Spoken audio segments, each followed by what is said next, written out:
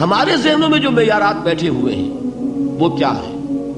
کامیابی پیسے سے ہے، کامیابی جائیداد سے ہے، کامیابی کاروبار سے ہے، کامیابی شہرت سے ہے، کامیابی اقتدار سے ہے.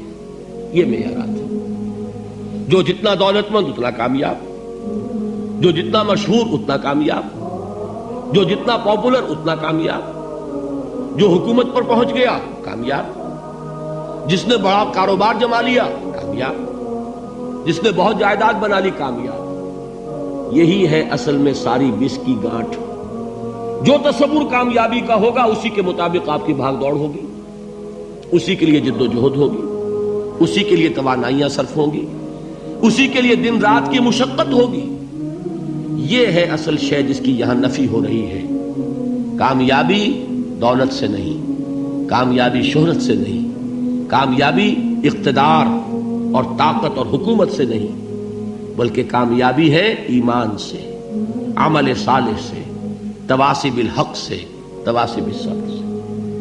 آپ غور کیجئے اس نقطہ نظر کا، اس ایٹیچیوڈ کا، یہ جو مینٹل ایٹیچیوڈ ہے اس کا بدل جانا ہی انسانی شخصیت کے اندر انقلاب برپا کرے گا. اب آپ کا نتیجہ کیا نکلا؟ اگر تو دولت سے کامیابی ہوتی تو قارون بہت کامیاب تھا، اگر حکومت سے کامیابی ہوتی تو فرعون اور نمرود بہت کامیاب تھے. کامیابی ان سے نہیں ہے. کامیابی انسان دولت میں قارون کی دولت تک پہنچ جائے اور دنیا میں دبدبہ اور اقتدار اور سلطنت اور حکومت کے اعتبار سے وہ نمرود اور فرعون کا مقام حاصل کر لے، وہ ناکام ہے، خائب ہے، خاسر ہے، برباد ہے. اور ابو ذر غفاری کامیاب ہے، چاہے ان کے پاس کچھ نہیں تھا، جھونپڑی تک نہیں تھی، کوئی گھر نہیں تھا.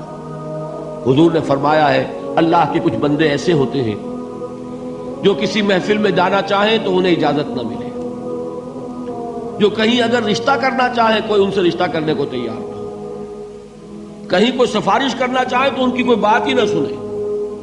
لیکن اللہ کے ہاں ان کا وہ مقام ہے کہ اگر بھولے سے بھی کسی بات پر قسم کھا بیٹھتے ہیں تو اللہ ان کی قسم کی لاج رکھتا ہے.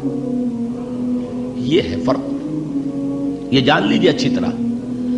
اس بات کا مان لینا آسان، اس پر سبحان اللہ کہنا آسان، لیکن اس کے مطابق آپ کے اپنے ذہن کا بدل جانا بہت مشکل. اس لیے کہ ہم متاثر ہوتے ہیں اپنے ماحول سے. وہ بڑا محل ہے، دیکھ کر ایک دفعہ جھجری آتی ہے، وہ بڑی سی 20 فٹ لمبی کار سناٹے کے ساتھ آپ کے پاس سے گزر گئی. ایک دفعہ اعصاب کے اندر ارتعاش ہوتا ہے، محسوس ہوتا ہے بڑے یہ نصیبے والے لوگ ہیں، بڑے خوش نصیب، بڑے کامیاب.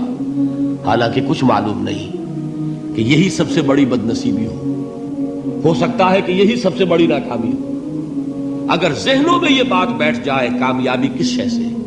یہی وجہ دیکھیے قرآن مجید میں بارہا آپ دیکھیں اولئک هم المفلحون، یہ ہے لوگ کامیاب ہونے والے. آج یہ آپ نے نماز میں وہ آیات سنی، یا ایھا الذین آمنوا ارکعوا واسجدوا واعبدوا ربکم وافعلوا الخیر لعلکم تفلحون. اے ایمان والو، رکوع کرو، سجدہ کرو، اپنے رب کی پرستش اور بندگی کرو اور اچھے کام کرو تاکہ تم کامیاب ہو جاؤ. تو کامیابی کن چیزوں سے ہے؟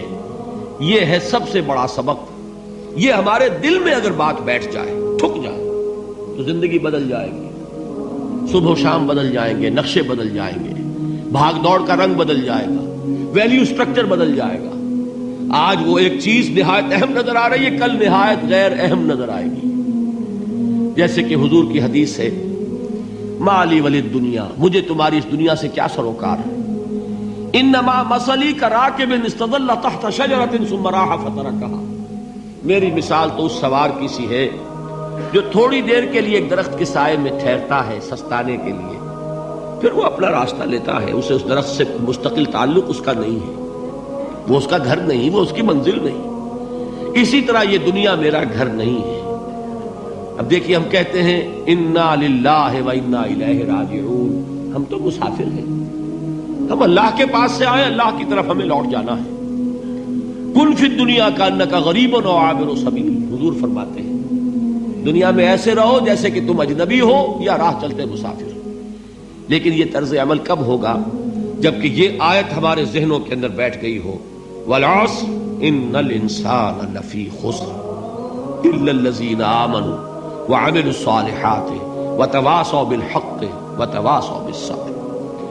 یہ ہے اصل بات جو میں نے عرض کیا تھا کہ میں بتاؤں گا صحابہ کیوں ایک دوسرے کو یاد دلاتے تھے.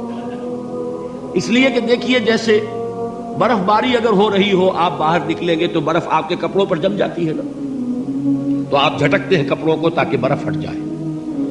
ہمارے ایمان پر اس دنیا میں رہتے ہوئے جب ہم متاثر ہوتے ہیں ماحول سے تو گردہ آ جاتا ہے، برف پڑ جاتی ہے، اس کو جھٹکتے رہنے کی ضرورت ہے. اور وہ جھٹکنے کی بہترین اور مؤثر ترین شکل یہی ہے کہ یاد رکھو کامیابی ان چیزوں سے نہیں ہے. چمک دمک جو ہے دنیا کی، یہ ساری چمک دمک جو تمہیں رجھا رہی ہے، جو تمہیں اپنے اندر گم کیے ہوئے ہے. یہ لفظ گم پر اقبال کا وہ شعر یاد آ گیا کہ کافر کی یہ پہچان کے آفاق میں گم ہے، اور مومن کی یہ پہچان کے گم اس میں ہے آفاق. تم گم نہ ہو کر رہ جاؤ، اس میں مبہوت نہ ہو کر رہ جاؤ، مرعوب نہ ہو کر رہ جاؤ. دنیا ہی کی محبت تمہارے اوپر ڈیرے نہ ڈال دے، تمہارے دلوں کے اوپر مسلط نہ ہو جائے. لہذا تازہ کرتے رہا کرو والعصر ان الانسان لفی خسر الا الذین آمنوا وعملوا الصالحات وتواصوا بالحق وتواصوا بالصبر. پھر یاد کر لو، پھر تازہ کر لو اپنے اس یقین کو کہ کامیابی دولت سے نہیں، کامیابی ثروت سے نہیں، کامیابی اقتدار سے نہیں، کامیابی شہرت سے نہیں، کامیابی جائیداد سے نہیں، کامیابی ہے ایمان سے، کامیابی ہے عمل صالح سے، کامیابی ہے تواصی بالحق سے، کامیابی ہے تواصی بالصبر سے. یہ چار چیزیں ہیں کہ جو کامیابی کے لوازم